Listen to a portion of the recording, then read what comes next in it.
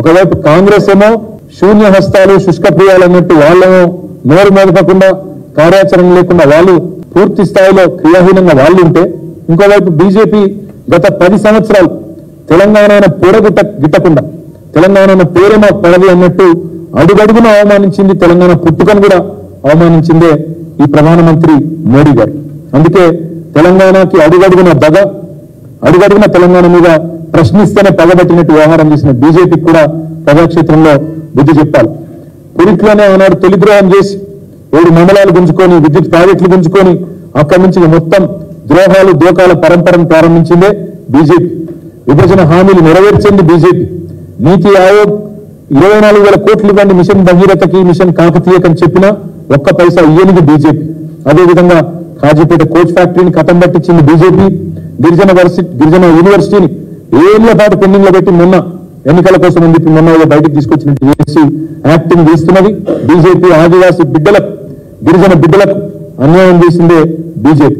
ఒక్క నవోదయ పాఠశాల ఇవ్వకుండా, ఒక్క కస్తూర్బా విద్యాలయం ఇవ్వకుండా ఈ 9.5 ఏళ్లు తెలంగాణ విద్యార్థులను సతాయించిందే బీజేపీ.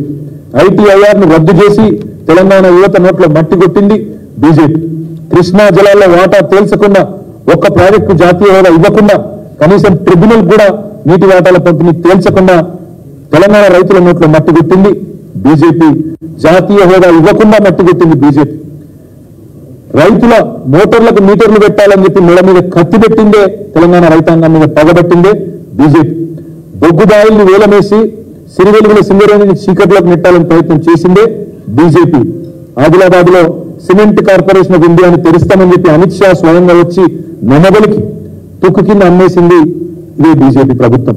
వడ్లు కొనకుండా తిప్పలు పెట్టి మూకలు వినమని చెప్పి అవమానించింది బీజేపీ.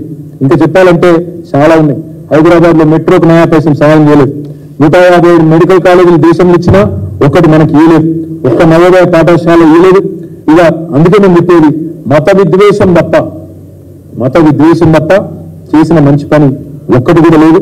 అందుకే మేము ఈ రాష్ట్ర ప్రజలని చేసే విజ్ఞప్తి ఒకటే, మోడీతో పోరాడాలంటే, మోడీతో ఢీకొట్టాలంటే దమ్మున నాయకుడు కావాలి.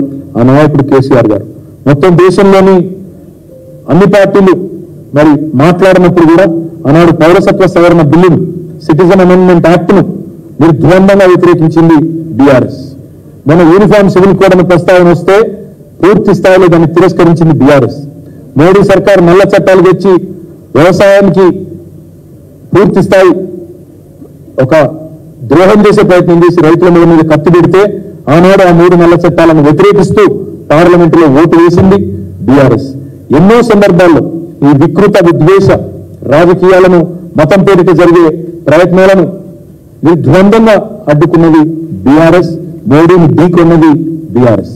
అందుకే తెలంగాణ ప్రజలకు నేను చేసే విజ్ఞప్తి, తెలంగాణ గలం, తెలంగాణ దళం, తెలంగాణ బలం కేసీఆర్ గారి టీం.